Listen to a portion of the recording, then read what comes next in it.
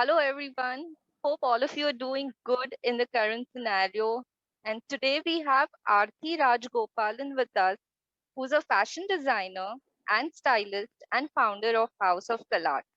She's a graduate from NIFT and is also certified in jewelry making and Gemmology from SINGEM.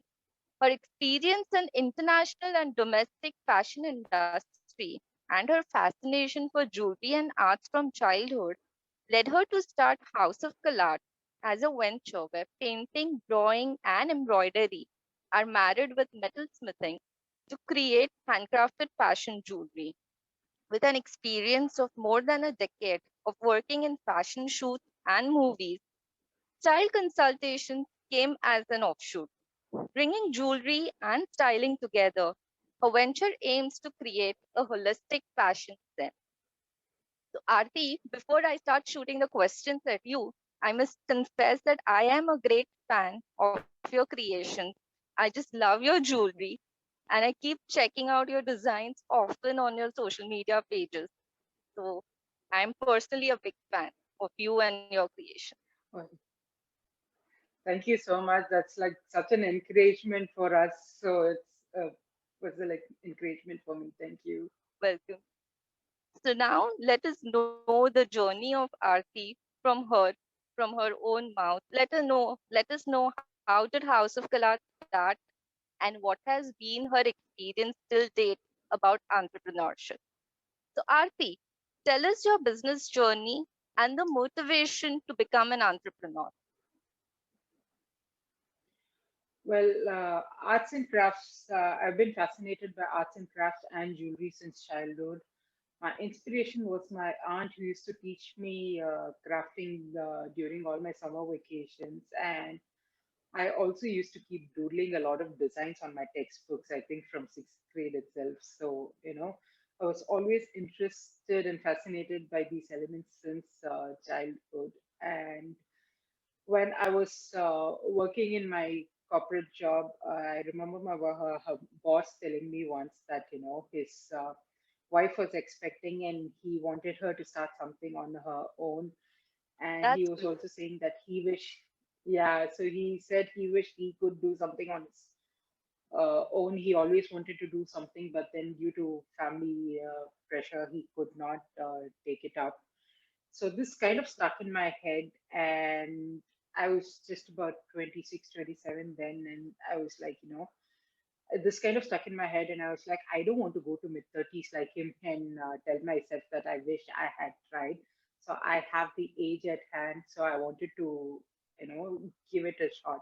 And I was like, if it doesn't work out, I can always come back and work. So I immediately quit my job, and I started trying my hands at various things. I only knew that whatever I do should involve arts and crafts. It should have some creativity, arts and craft.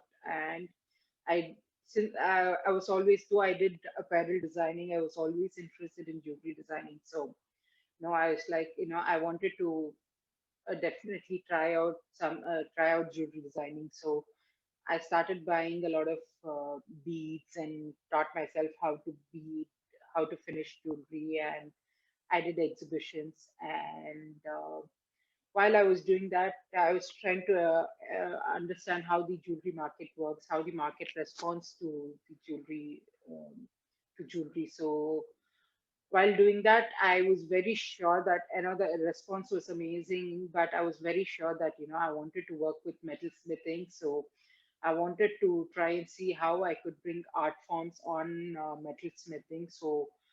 I That's uh, good. so I went and enrolled myself for a jewelry making course, and I learned how jewelry is manufactured.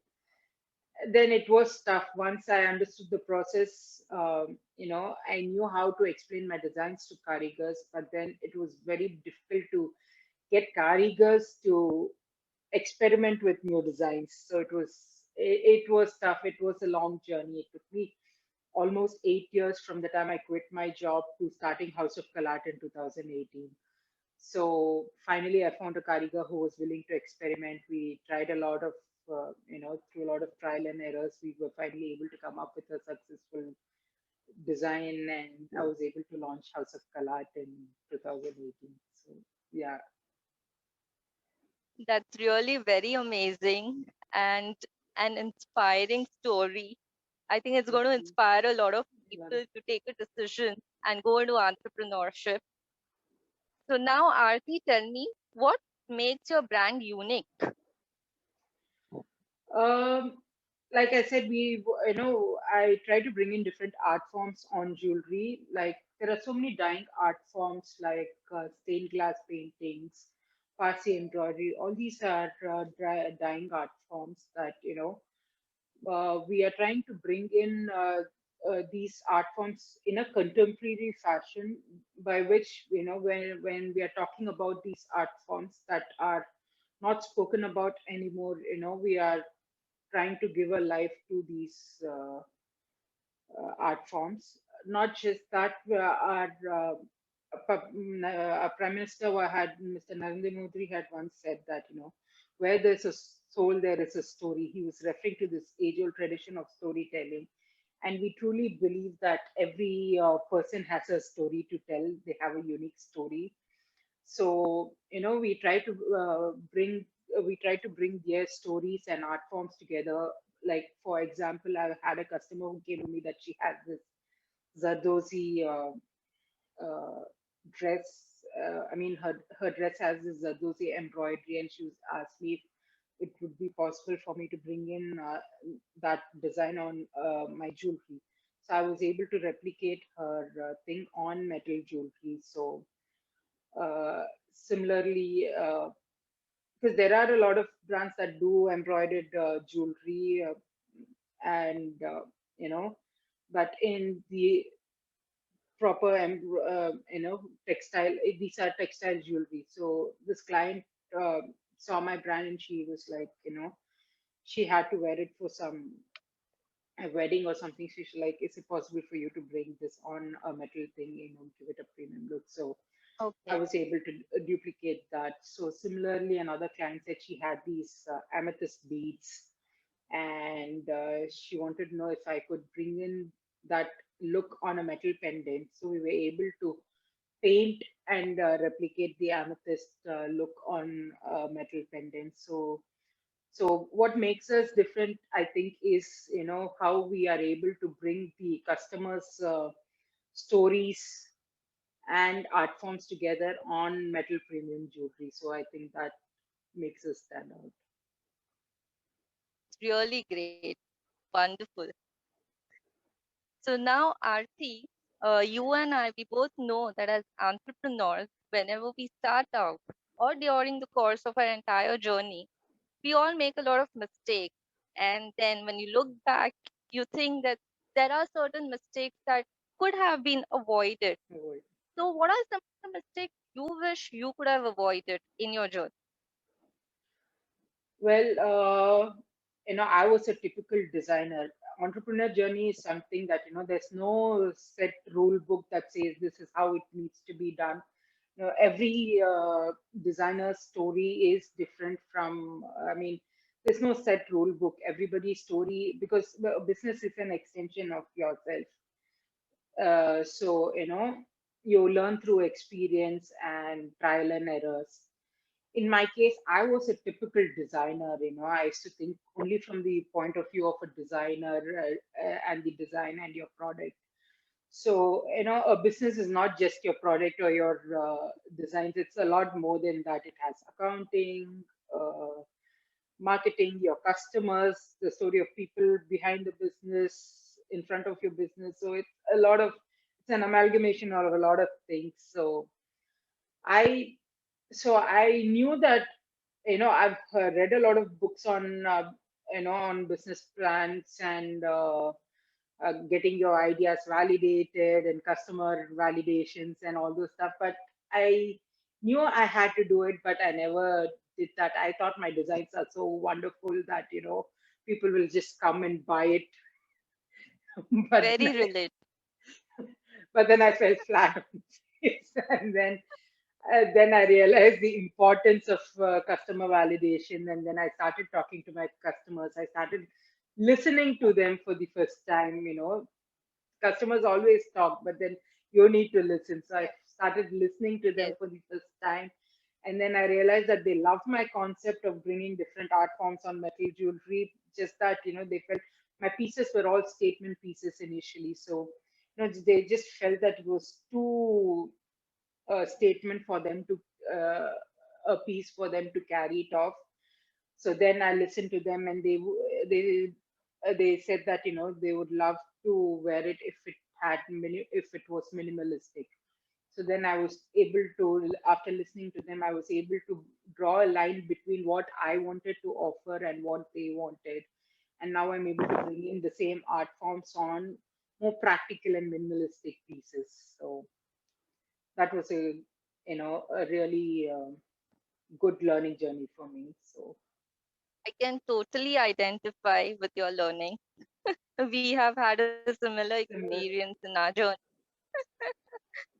So, Arthi, there are many young people out there who, somewhere want to go down the entrepreneurship path, but are not sure how to start, what to focus on. So, do you have any advice for aspiring entrepreneurs in general? And because since you are a designer, so anything for designers, specific to designers, can you guide, advise?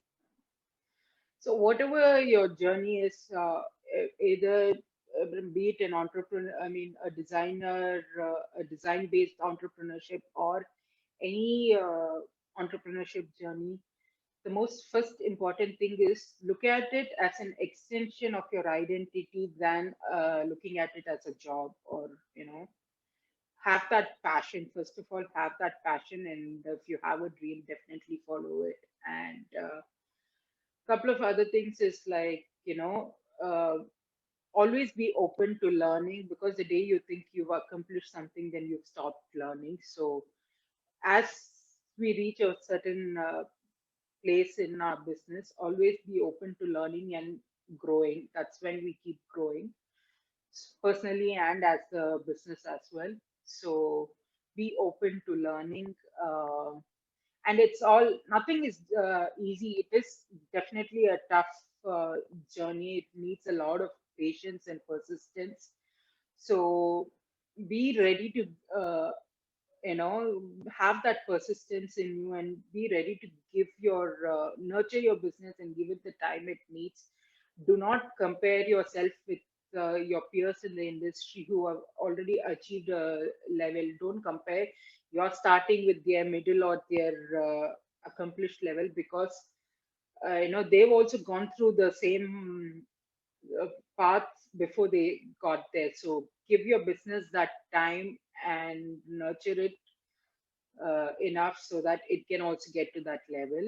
And it's all your mindset. Nothing is easy. Neither is a 9 to 5 job easy, because that also has deadlines and bosses to answer to. So nothing is easy. So have, if it's all in your mind. So if you have the mindset to, if you think that you can do it, nothing is impossible. You can definitely do it. And yeah, most importantly, believe in yourself. That's the most important thing. If you believe in yourself, you can achieve anything. You don't need anybody else to come and validate and tell you that whether you can do it or not. It's you who can tell yourself. So believe in yourself.